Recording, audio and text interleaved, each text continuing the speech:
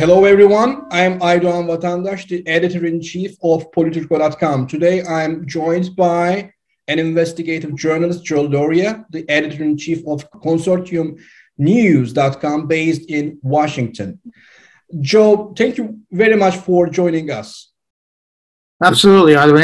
Anytime for you.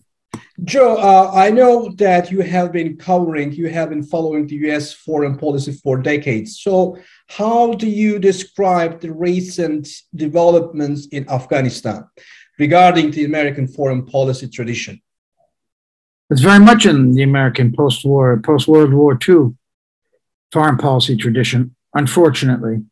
There is I repeat very much, and everyone has been making this comparison, even the major news media in the U.S., that this is very much like Vietnam.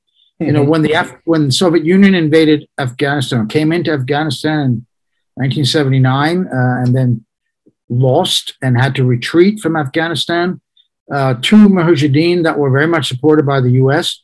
In fact, Zbigniew Brzezinski, Carter's National Security Advisor, admitted in an interview with Le Monde Diplomatique that they tried to encourage the Soviets to invade by supporting the jihadists in Afghanistan and in order to defeat them.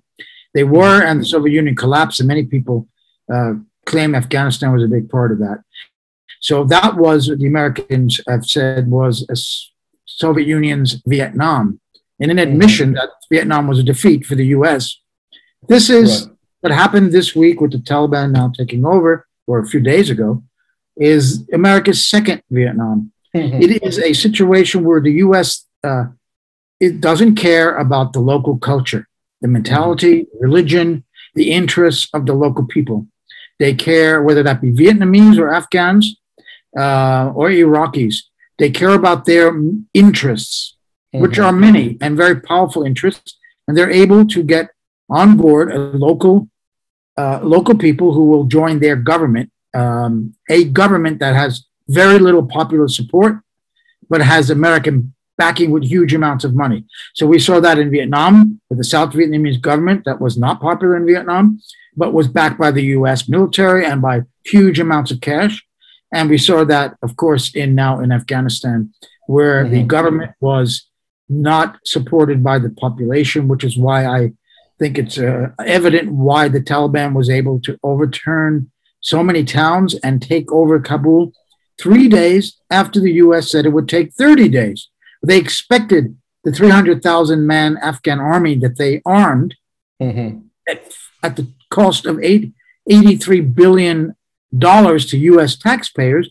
They expected that to last at least 30 days. But it lasted only 3 days. And it's clear that the police, the Afghan army and local towns did not fight.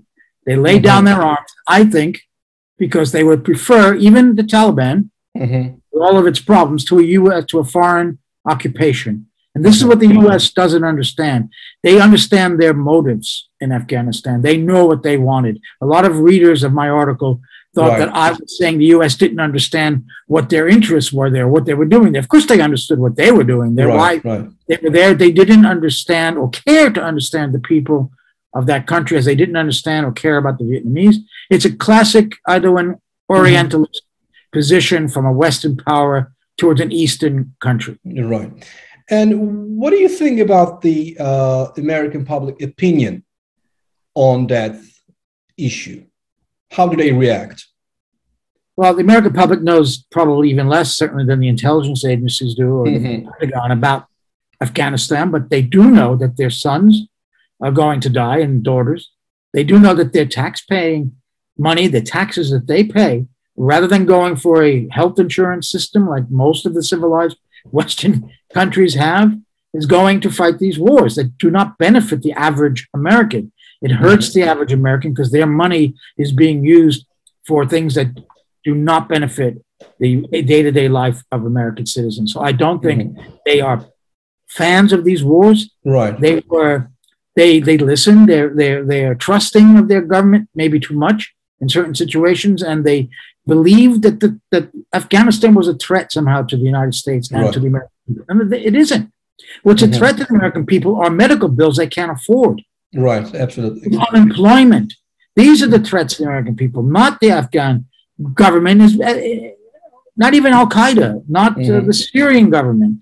These were not threats to the United States, but they were told that they were. And I think that this was done deliberately to justify the military intervention. Don't forget, the Afghan war began 20 years ago in a time American people never knew before, where they were actually attacked inside the U.S., 9/11. So people were afraid, and rightfully so, and they trusted their government, and they were told that Afghanistan regime had to be overthrown, even though the Taliban were never directly linked to 9/11, but the Al-Qaeda members were in Afghanistan at the time. And of course, as we well know, they never found bin Laden at that time when they invaded Afghanistan. So they overthrew the Taliban, and then what happened? So we have to also go back, you're probably going to ask me about this, to the 1980s, again, where the U.S. supported the Mujahideen, and then they overthrew the Soviets, were kicked out of Afghanistan. What did the U.S. do with Afghanistan? They use countries for their short-term interest without any regard, not only for the local people, but even for the American people, for what their interests are. This is very sad. And one more question. Do you think that Taliban will be capable of controlling Afghanistan? Will they be what, sorry? I mean, do you think that Taliban is going to be capable of controlling the entire country? I don't know that. You don't? I think that we look at the civil war that raged after the Soviets had left. So Afghanistan is not a country that is unified ethnically. These are Pashtuns. You've got different regions of the country with different interests, and there are powerful warlords that the U.S. brought off a lot of them in order to prop up the government that they had. It depends a lot on the disgust of the Afghan people for so many years of war by foreign powers. But, they will be subject to the warlords and local leaders. I think that it's up to the Taliban, that question, Aydoğan, really, whether they will be more flexible and open to some kind of national unity government, where they will play a role, probably the major role, but they will allow other points of view and other interests to be part of the policies. I don't think it's going to be easy. I would never predict that this will end peacefully.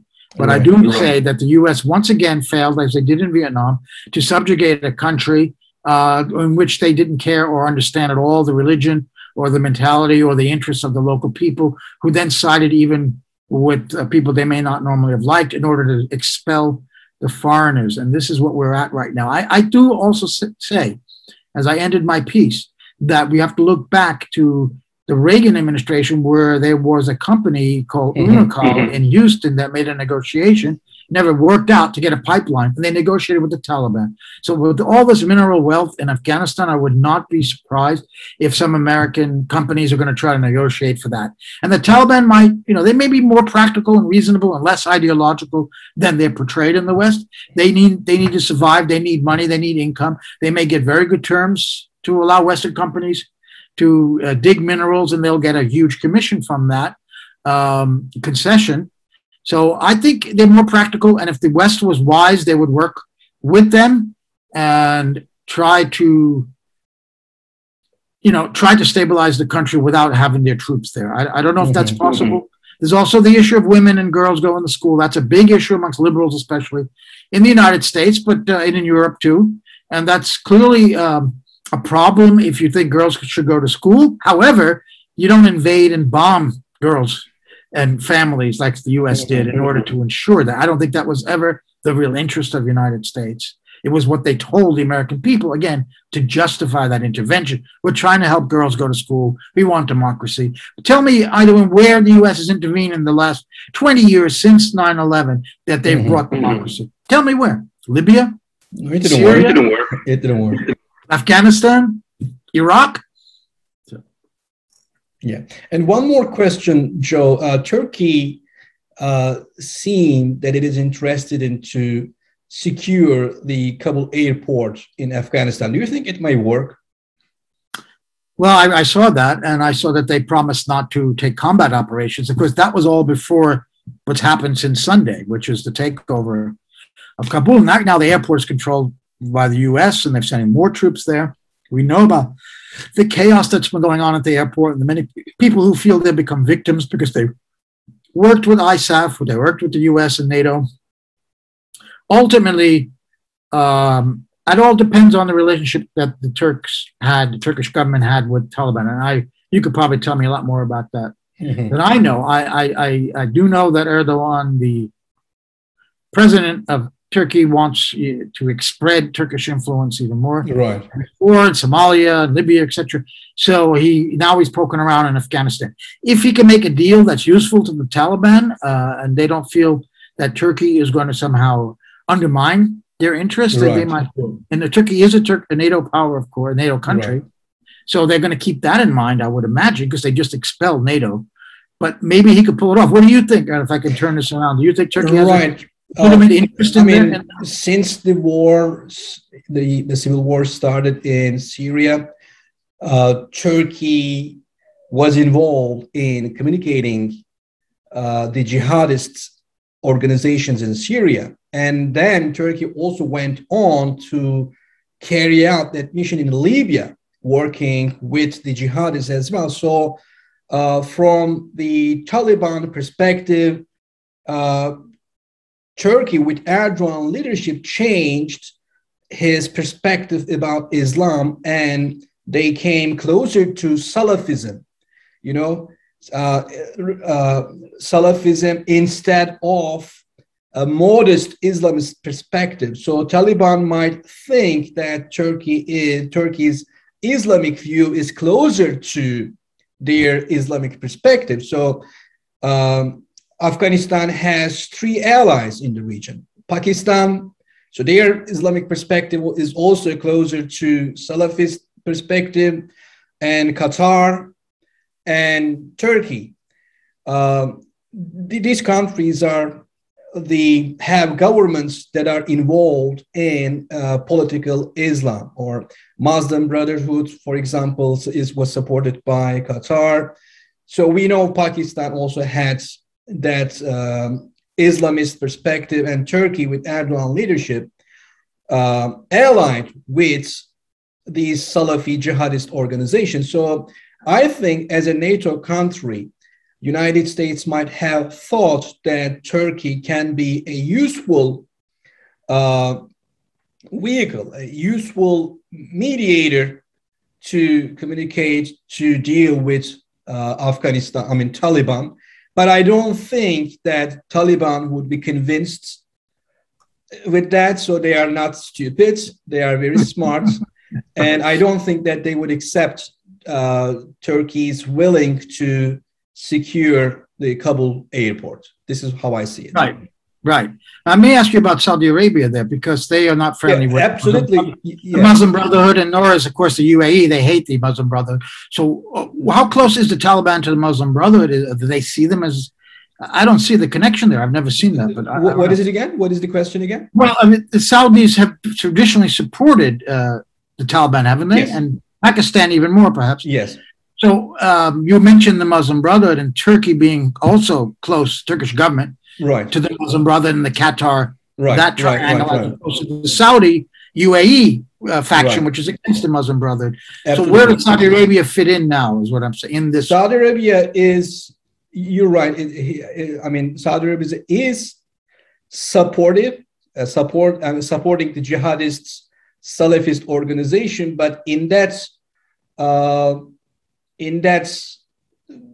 dynamic, in that balance, power dynamics, we see Turkey, Qatar, and Pakistan, and there is a competition going on between Turkey, Qatar, and Saudi Arabia. That's why I think that Saudi Arabia might think that they should be a little bit distant from that power. From the Taliban. Dynamic. Absolutely, yeah. So they won't try to drive a wedge between the Taliban and Turkey. The Taliban itself understands not to trust Turkey. They don't need Saudi.